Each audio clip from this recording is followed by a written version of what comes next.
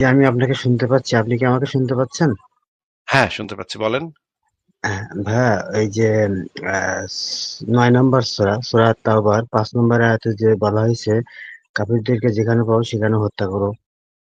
তো আমি একটা তাফসিরে পড়ছিলাম, তাফসির ইবনে কাসিরে। আমি গুগল প্লে স্টোর থেকে অ্যাপটা ডাউনলোড করেছিলাম। তো ওখানে দেখলাম যে সূরা বাকারার আপনি শুনতে পাচ্ছেন তো? হ্যাঁ, হ্যাঁ, শুনতে পাচ্ছি। সূরা বাকারার ১৯০ এবং ১৯১ নাম্বার আয়াতে ওখানে একটা উনি ওই তাফসির ইবনে কাসিরে সূরা তাওবার ৫ নম্বর আয়াতের ওখানে রেফারেন্স দিছে, মানে কোরআনেরই সূরা বাকারার ১৯০ এবং ১৯১ নাম্বার আয়াতে, মানে ওখানে বলতেছে যে যখন কিনা কাফেররা আক্রমণ করবে এই মসজিদুল হারাম, আহ, তখন কাফেরদেরকে হত্যা করো। আল্লাহ তাআলা আহ, এ কথা বলছেন। এই মানে কথা ওই বলছে, এটা কোথায় পাইছেন ভাই? এরকমের কথা ওই আমি যে কোনো জায়গাতে পাইনি। আপনি একটু আমাদেরকে তাহলে বের করে দেখান। বলেন একটু কোথা থেকে এই রেফারেন্স পাইছেন যে ইসলামে শুধুমাত্র যখন কাফেররা মসজিদুল হারামকে আক্রমণ করবে শুধুমাত্র তখন কাফেরদেরকে আক্রমণ করা যাবে। এই তথ্যটা আপনি আমাদেরকে একটু বের করে দেখান দয়া করে। আমি নিশ্চিত ভাবে গ্যারান্টি দিতে ও- পারি এরকমের কোনো বিধান ইসলামের নাই। এটা একদম ডাহা, আপনি হয়তো বানায় বলতেছেন অথবা আপনি ভুল পড়ছেন। ও মানে এই মসজিদুল হারামের বিষয়টা উল্লেখ আছে তাফসির ইবনে কাসিরের। আপনি যেটা দাবি করেছেন সেটার সপক্ষে রেফারেন্স দেন। বলেন আচ্ছা, একটু। আমার দাবি এতটুকুই যে সূরা বাকারার ১৯০ এবং ১৯১ নাম্বার আয়াতে ওখানে মসজিদে হারামের কথা উল্লেখ নাই আরে ভাই। ভাই, আপনাকে তো আমি যেটা বললাম সেইটুকু রেফারেন্স দেন যে ইসলামে শুধুমাত্র কাফেরদের সাথে যুদ্ধ করা যাবে, প্রতিরক্ষামূলক যুদ্ধ করা যাবে, আক্রমণাত্মক জিহাদ করা যাবে না, এটুকু রেফারেন্স দিলে হবে। যান। ও ভাই, ওই যে সূরা বাকারার ১৯০ এবং ৯১ নাম্বার ওখানে আছে যে কাফিররা যদি হামলা করে তাহলে হামলা করা যাবে, এরকম একটা ওইটা তো বিষয়। অবশ্যই, এটা তো অবশ্যই কাফেররা যদি হামলা করে সেটা তো অবশ্যই তাদের সাথে সাথে যুদ্ধ করতে হবে, এই বিষয়ে তো কারো কোনো দ্বিমত নাই। কিন্তু জি, আক্রমণাত্মক জিহাদ যে করা যাবে না, ভালো করে কথা বুঝা তারপরে উত্তর দিবেন, ঠিক আছে? আমার জি, বাসায় যদি কেউ আক্রমণ করতে আসে অবশ্যই আমি তার সাথে ফাইট করব, জি। কিন্তু আমি বাড়ায় কারো বাসায় যাব, গিয়ে আক্রমণ করব না, এইটার রেফারেন্স দিতে হবে আপনাকে। ও ওই আচ্ছা, না সূরা বাকারার যেই আয়াতগুলোর কথা বলতেছেন ওইখানে হয়তো রক্ষণাত্মক জিহাদের কথা বলা আছে, কিন্তু তার মানে তো এটা না রক্ষণাত্মক জিহাদই শুধুমাত্র করতে হবে, আক্রমণাত্মক জিহাদ করা যাবে না। এটা দ্বারা তো এটা মিন করে না। আপনাকে যেটা দেখাইতে হবে যে ইসলামে শুধুমাত্র রক্ষণাত্মক জিহাদ আছে, আক্রমণাত্মক জিহাদ নাই।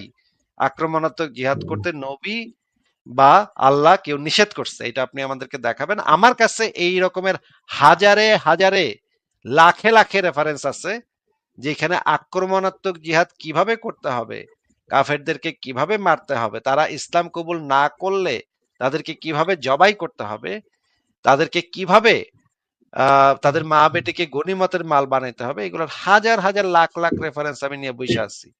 এই জন্য আপনাকে আমি আগে জিজ্ঞেস করেছি, আপনি আগে একটু আমাদেরকে রেফারেন্সটা দেন যে আক্রমণাত্মক জিহাদ আগ বাড়ায় কাউকে ধর্মের কারণে বা যে কোনো কারণে আগ বাড়ায় কাউকে আক্রমণ করা যাবে না, এটার রেফারেন্স আমাদেরকে একটু আগে দেন। হুম।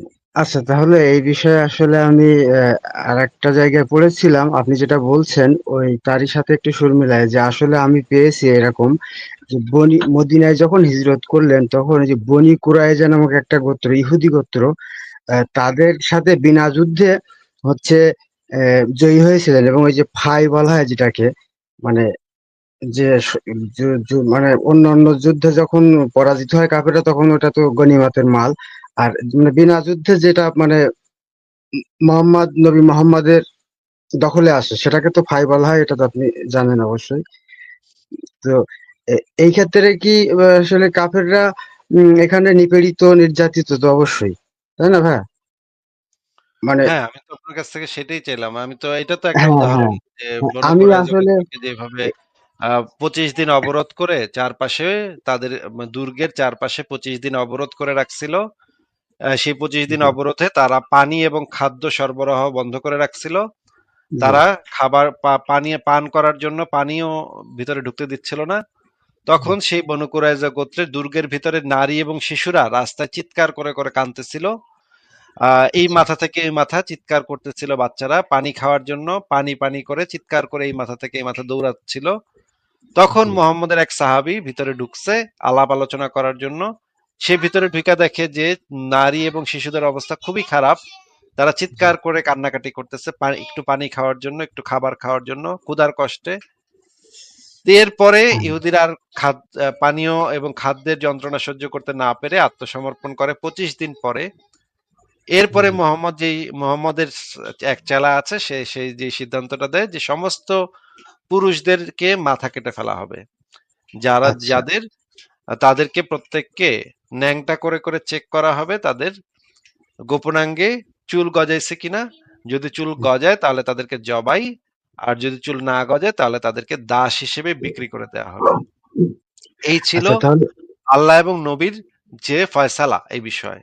এই রকমের তো অনেকগুলা ঘটনা ঘটেছে। তাহলে আপনি যদি বলেন যে শুধুমাত্র ইসলামে রক্ষণাত্মক জিহাদ আছে, আক্রমণাত্মক জিহাদ নাই, সেটা তো মিথ্যা কথা হবে। জি, সেটাই। তাহলে এটা থেকে আমরা প্রমাণ পাচ্ছি যে আক্রমণাত্মক যে জিহাদও ছিল। আচ্ছা তাহলে আমার এটার থেকে আরো আরো আরো ভালো ভালো প্রমাণ আছে, এর থেকে আরো ভালো প্রমাণ আছে আমার কাছে। কিন্তু আপনার কাছে আমি জানতে চেয়েছিলাম যে আপনার কাছে।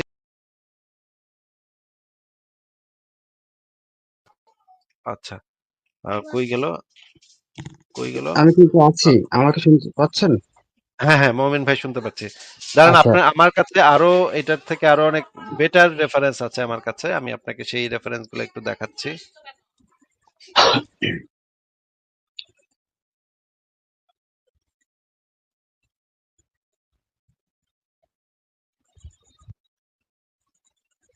আচ্ছা, মুমিন ভাই আপনি আমাদেরকে এই হাদিসটা একটু পড়ে শোনান তো দেখি।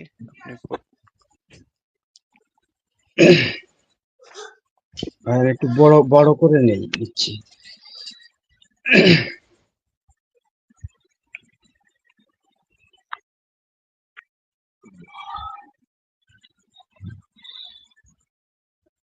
আবু হুরায়রা রাদিয়াল্লাহু তাআলা আনহু হতে বর্ণিত, তিনি বলেন রাসূলুল্লাহ সাল্লাল্লাহু আলাইহি ওয়াসাল্লাম না এর না, মৃত্যুর পরিচ্ছেদ পরিচ্ছেদ থেকে পড়বেন ভাই, পরিচ্ছেদে কি লেখা আছে এটাও ইম্পর্টেন্ট।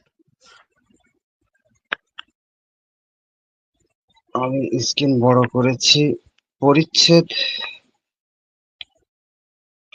ভাই এই যে পরিচ্ছেদ লেখাটা মনে হয় ওই যে লাইভ লেখা কত সময় দেখাচ্ছে ওইটা। হ্যাঁ, জি পাইছি। যতক্ষণ পর্যন্ত মানুষ লা ইলাহা ইল্লাল্লাহ না বলবে ততক্ষণ পর্যন্ত তাদের বিরুদ্ধে কিতাল করতে আমি আদেশপ্রাপ্ত হয়েছি। আহ, আচ্ছা, এই কথাটার মানে কি যদি একটু বুঝায় বলতেন। এটার অর্থ হচ্ছে যে এখানে রাসূলুল্লাহ বলছেন, নবী মুহাম্মদ বলছেন যে যতক্ষণ পর্যন্ত লা ইলাহা ইল্লাল্লাহ না বলবে ততক্ষণ পর্যন্ত তাদের বিরুদ্ধে এই হত্যা করতে আমি আদেশপ্রাপ্ত হয়েছি। মানে আচ্ছা, কাদের মানে এটা, ইসলাম কবুল কাদের? না করলে মানুষ, মানে সমস্ত মানুষ, সমস্ত মানুষের বিরুদ্ধে নবী কিতাল করবে যতক্ষণ না তারা লা ইলাহা ইল্লাল্লাহ বলে, মানে মুসলমান না হয় নাকি? জি, সেটাই। আচ্ছা, এবার এই একটা হাদিসটা পড়েন। আবু হুরায়রা রাদিয়াল্লাহু তাআলা আনহু হতে বর্ণিত, তিনি বলেন রাসূলুল্লাহ সাল্লাল্লাহু আলাইহি সাল্লামের মৃত্যুর পর আবু বকর রাদিয়াল্লাহু তাআলা আনহু যখন খলিফা নির্বাচিত হন তখন আরবদের কিছু সংখ্যক লোক কাফির হয়ে যায়। এখানে আবু বকর যখন খলিফা নির্বাচিত হয় তখন আরবদের কিছু লোক কাফির হয়ে যায় আবার। মানে তারা মুসলিম হয়েছিল আবার কাফির হয়ে গেছে। ওমর ইবনুল খাত্তাব রাদিয়াল্লাহু তাআলা আনহু আবু বকর সিদ্দিক রাদিয়াল্লাহু তাআলা আনহুকে বলেন, আপনি এদের বিরুদ্ধে কিভাবে অস্ত্র ধারণ করবেন? আহ, তো অথচ রাসূলুল্লাহ সাল্লাল্লাহু আলাইহি সাল্লাম বলেছেন, মানুষ যে পর্যন্ত না আল্লাহ তাআলা ব্যতীত আর কোনো প্রভু নেই এ কথার স্বীকৃতি দিবে সেই পর্যন্ত আমি তাদের বিরুদ্ধে যুদ্ধ করতে আদিষ্ট হয়েছি। আর যে ব্যক্তি বলল আল্লাহ ব্যতীত আর কোনো প্রভু নেই সে আমার থেকে তার মাল ও রক্ত জীবন নিরাপদ করে নিল। আচ্ছা, এই কথাটার মানেটা একটু বুঝাই দেন আমাদেরকে। এখানে আবু বকর ওমরকে বলছিল না না, ওমর আবু বকরকে বললেন, আপনি এদের বিরুদ্ধে কিভাবে করবেন। রাসূলুল্লাহর একটা উক্তি ওমর আবু বকরকে শোনাচ্ছিল যে মুহাম্মদ বলেছে, মানুষ হুম, যে পর্যন্ত না আল্লাহ ব্যতীত কোনো প্রভু নেই এ কথার স্বীকৃতি দিবে সে পর্যন্ত আমি তাদের বিরুদ্ধে যুদ্ধ করতে আদিষ্ট হয়েছি। আর যে হুম, ব্যক্তি বলল আল্লাহ ব্যতীত আর কোনো প্রভু নেই সে আমার থেকে তার মাল ও রক্ত মানে জীবন নিরাপদ করে হুম, নিল। এই কথাটার মানে কি? হ্যাঁ, এই হযরত ওমর এটার একটা উদ্ধৃতি দিল যে রাসূলুল্লাহর উদ্ধৃতি, রাসূলুল্লাহ বলছেন যে যতক্ষণ পর্যন্ত তারা এই যে মানে কালেমাকে আল্লাহকে প্রভু হিসেবে মেনে না নিবে ততক্ষণ পর্যন্ত তারা নিরাপদ নয়, অনিরাপদ থাকবে। এরকম কিতাল চলবে বিষয়টা। মানে কোপাকুপি চলতে থাকবে নাকি? জি, জি। আচ্ছা, তাহলে এখান থেকে তো পরিষ্কার বোঝা যাচ্ছে যে ইসলাম আগ বাড়ায়া কতল করতে বলে। হ্যাঁ, এখন বিষয়টা হলো ওই যে তাফসীরের ভিতরে তাহলে এই আয়াতের কথা উল্লেখ করলো। এটা হচ্ছে আসলে তাহলে তো এই আয়াতের অযৌক্তিক। কথা এই আয়াতের কথা মানে রক্ষণাত্মক জিহাদ তো অবশ্যই আছে। সেইটা তো তাফসীরে তো থাকতেই পারে। ওই রক্ষণাত্মক দৃষ্টিকোণ জিহাদ থেকে। থাকা মানে তো এটা না যে তোমরা আক্রমণাত্মক জিহাদ করো না, সেটা তো না। মানে এটা হচ্ছে ওই দৃষ্টিকোণ থেকে আরকি। তারপরে অন্য জায়গায় তো আসলে আক্রমণাত্মক জিহাদের কথা বলা হচ্ছে এবং হয়েছে ওই যে ভাই এই মনে যে করেন বনি মনে করেন মনে করেন আপনার একটা মানে কোরআনে লেখা আছে তোমরা আহ শূকরের মাংস খায়ও না। জি, তো এই যে এইখান থেকে তো গরুর মাংস খায় না এটা তো বলে না ওইখানে, তাই না? না, তাহলে শূকরের মাংস খায় না যেখানে বলা আছে সেখানে আপনি শূকরের মাংস খাওয়া বিষয়ে আপনি বিধানটা পাইলেন। জি, আবার আরেক জায়গায় বলা আছে গরুর মাংস খায়ও বা উটের মাংস খায়ও। সেইখান থেকে আপনি আচ্ছা, গরুর মাংস খাওয়া যাবে, উটের মাংস খাওয়া যাবে সেইটা বিধানটা পাইলেন। তাইলে আচ্ছা। রক্ষণাত্মক জিহাদের যে মানে বিধানটা আছে কোরআনের যে আয়াতে আছে সেই তাফসীরে তো অবশ্যই লেখাই থাকতে পারে যে হ্যাঁ তোমাদের কেউ আক্রমণ করতে আসলে তোমরা তাদের সাথে যুদ্ধ করো। আবার আরেক জায়গায় লেখা থাকতে পারে যে তোমরা গিয়ে আবার আকবারে যুদ্ধ করবা, ওরা যদি ইসলাম কবুল না করে তাহলে ওদেরকে আকবারে জিহাদ করবা। এটাও তো লেখা থাকতে পারে। ওই আগেরটা লেখা থাকাটা তো আক্রমণাত্মক জিহাদকে ভুল প্রমাণ করে না। হ্যাঁ, আপনার কথা যুক্তি আছে। আচ্ছা, ঠিক আছে, আর কি কিছু বলবেন আপনি? আচ্ছা, তাহলে আমি একটু ফেসটা দেখাতে চাচ্ছিলাম এজন্য যে এই বিষয় নিয়ে আরেকদিন আপনার সঙ্গে কথা হয়েছিল আমার। তো আসলে এই প্রশ্নটা আমার মানে তখন করা হয়নি।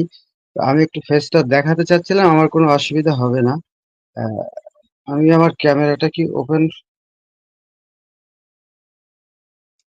ক্যামেরা ওপেন করতে গিয়ে আপনি আপনার ডিভাইস পারমিশন অফ করে ফেলছেন, ডিভাইস পারমিশনটা অফ হয়ে গেছে। মমিন ভাই আপনার যদি মানে নিরাপত্তা জনিত সমস্যা না হয় তাহলে আপনি আপনার চেহারা দেখাইতে চাইলে দেখাইতে পারেন, এটা আপনার বিষয়। কিন্তু আপনি যে ভুল বাটনে চাপ দিচ্ছেন যে সেটার কারণে আপনার ডিভাইস পারমিশন চলে গেছে, আপনি মানে ইয়া হয়ে গেছে।